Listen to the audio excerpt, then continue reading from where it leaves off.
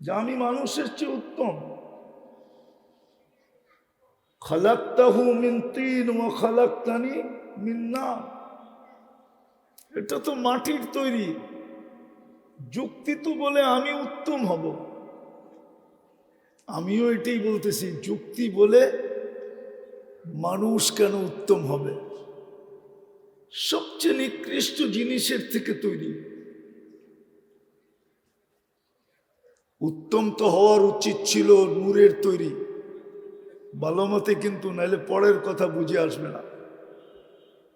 আজকে বুঝে না আসার কারণেই দুরবস্থা, বুঝে না আসার কারণেই এই উম্মতের দুরবস্থা। সমস্ত উম্মতের যদি দুরবস্থা হতো তাইলে এটা মাইনা নেওয়া যেত, কিন্তু এই উম্মতের দুরবস্থা কোনো যোগ বিয়োগে মিলে না, মাইনা নেওয়া যায় না। এই উম্মতের দুরবস্থা হবে কেন? যদি অ্যানালাইসিস করি, তাইলে চিন্তা করি, তাইলে এই উম্মতের দুরবস্থা হওয়ার কোনো সুযোগই ছিল না। কিন্তু এই উম্মত আজকে যে দুরবস্থার শিকার, 250 কোটি হওয়া সত্ত্বেও, 250 কোটি হওয়া সত্ত্বেও, 250 কোটি হওয়া সত্ত্বেও যেই দুরবস্থার শিকার, ইতিহাস তালাশ করলে দেখা যায় এরকম দুরবস্থার শিকার এই উম্মত কখনো ছিল না, কখনো ছিল না।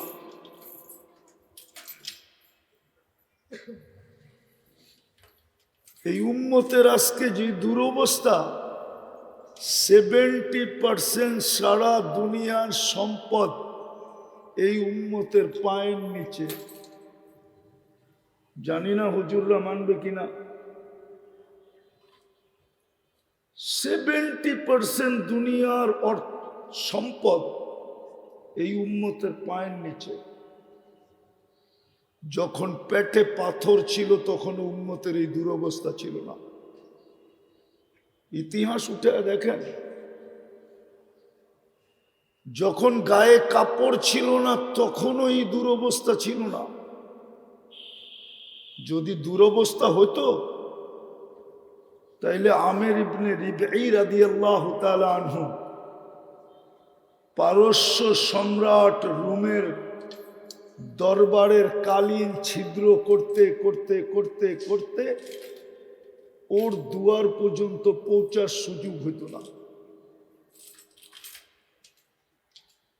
ও জানতো যে দুরবস্থার শিকার না, সোয়া নেওয়াটাই আমার জন্য বুদ্ধিমানের কাজ হবে। আর গাদাটাও বাঁধছিল ওর বালিশের সাথে। এই দুরবস্থা ছিল না যখন পেটে পাথর ছিল, এই দুরবস্থা ছিল না যখন গায়ে কাপড় না ছিল, এই দুরবস্থা ছিল না যখন মাসের পরে মাস চুলা না জ্বলত। এখন তো 70% সম্পদ মুসলমানের কাছে।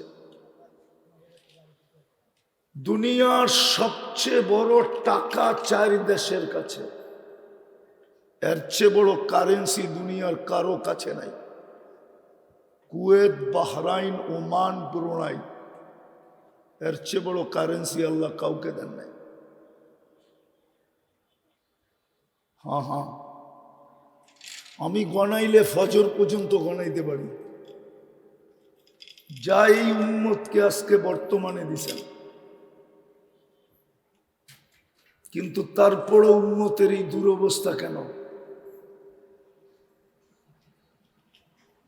কুরআন তো বলে লাইসা যাল্লামাল লিল আবিদ, আল্লাহ বান্দার উপরে জুলুম করেন না।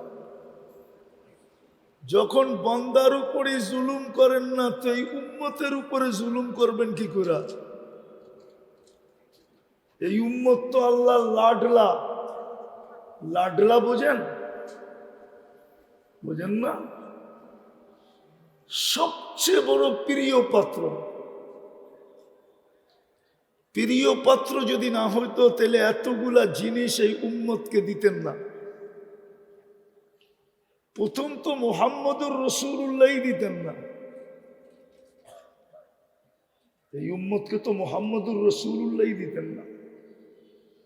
কেননা মুহাম্মদুর রাসূলুল্লাহ দেওয়া মানি এই উম্মত আল্লাহর কাছে সবচেয়ে বেশি প্রিয়। এই জন্যই তো ঘোষণা দিয়েছেন খায়রে উম্মা কুনতুম খায়রা উম্মা, মানব জাতির ভিতরে তোমরা সবচেয়ে শ্রেষ্ঠ, তোমরাই ফেমাস,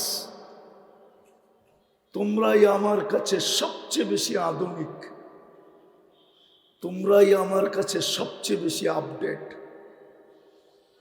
তোমরাই আমার কাছে একমাত্র প্রিয়।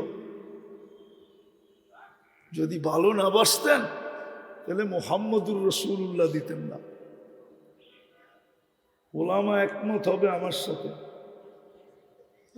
মুহাম্মদুর রাসূলুল্লাহ দেওয়া মানি এই উম্মত কি আল্লাহর কাছে সবচেয়ে প্রিয়, লাডলা। হ্যাঁ, এই উম্মতের তো আল্লাহর কাছে 7 খুন মাপ। কয় খুন মাপ? কি কয়? আমি কম বলছি, নাইলে 100 খুনের উদাহরণ দিলেন কেন? বনি ইসরাইলের 100 খুনের উদাহরণ মুসলিম শরীফে আছে না নাই? না নাই? ওলামা কি বলে নাই? 100 খুনের উদাহরণ আছে। আচ্ছা, বনি ইসরাইলের 100 খুনের আসামিকে যদি মাফ করতে পারেন 2 কদম দিয়া, তাইলে তো এই উম্মতের হাজারো খুন আল্লাহ মাফ করতে পারেন কদম ছাড়া। ওইখানে তো কদম চলছে, এখানে কদম ছাড়াই মাফ করতে পারেন। হাদিসে কুদসি দিব? আচ্ছা, একটা দেই, ঠিক না? আল্লাহ তো বলে ফালাম্মা তায়াক্কানতা বিল বাওয়ার ওয়া যানানতা আন্নাকা মিন আহলিন নার মানাহতু ইলাইকা রিদওয়ানি ওয়াল্লাইতু ইলাইকা গফরানি ওয়া কুলতু লাকা লা তাহজান গফারতু লাকা যুনুবা ওয়াল আওসার ওয়া লিআজলিকা সাম্মাইতু নফসি আল আজিজুল গফফার। আফসোস যদি আপনারা আরবি বুঝতেন। এই উম্মতকে তো আল্লাহ সম্বোধন করে বলতেছে ফালাম্মা তায়াক্কানতা বিল বাওয়ার ওয়া যানানতা আন্নাকা মিন আহলিন নার।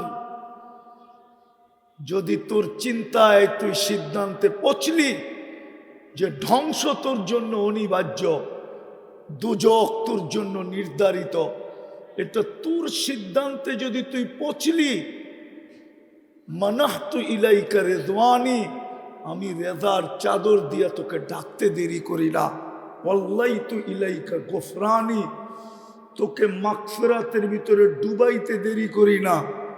ছুটা এসব পিঠে হাত দিয়া বলতে থাকি চিন্তার কোনো কারণ নাই, তোর গুনাহ খাতা মাফ। তোর জন্যই তো আমি আজিজুল গফফার। আর একটা দিব, এই উম্মতের যে 7 খুন মাপ, আর একটা দেখাবো। 7 খুন না, 700 খুন মাপ। হ্যাঁ, আমি প্রমাণ দিতেছি, দেখি ওলামা একমত হয় কিনা। আল্লাহ বলে ইয়াবসুতু ইয়াদাহু নাহারান হাত্তা ইয়াতুবা মাসি আল-লাইল। আল্লাহ বলে সারাদিন তোর জন্য হাত প্রসারিত করে থাকি, রাত্রে কত গুনাহ করলি, কি করলি, বড় বড় করলি না ছোট ছোট করলি, এটা আমার বিষয় ছিল না। বিষয় ছিল সূর্য উঠতে দেরি, তুই আমার কাছে মাপ চাইলি কিনা, এটা বিষয় ছিল।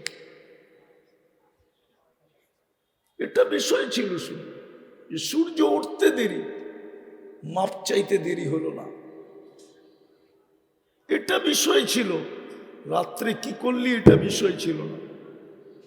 আবার বলে ইয়াবসুতু ইয়াদাহু লাইলান হাত্তা ইয়াতুবা মাসিআন নাহার। আমি তো এই জন্যই বলি একটা দিয়ে আল্লাহ এই উম্মতকে ফাঁসায় দিতে পারে, একটা দিয়ে।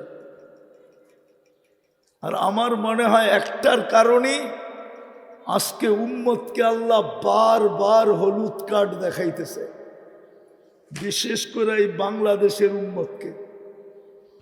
হলুদ কার্ড চিনেন? গ্রিন কার্ড হাতে দিয়ে তো জন্ম দিছিলেন যে উম্মতে মুহাম্মাদি তুমি, গ্রিন কার্ড তোমার হাতে। মনে হয় গ্রিন কার্ড বলতে আবার আমেরিকান গ্রিন কার্ড বোঝে কিনা?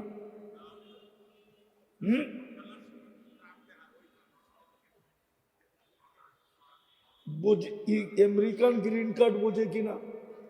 কেননা উত্তরের মানুষ তো, আবার বুঝলেও বুঝতে পারে, ঠিক না?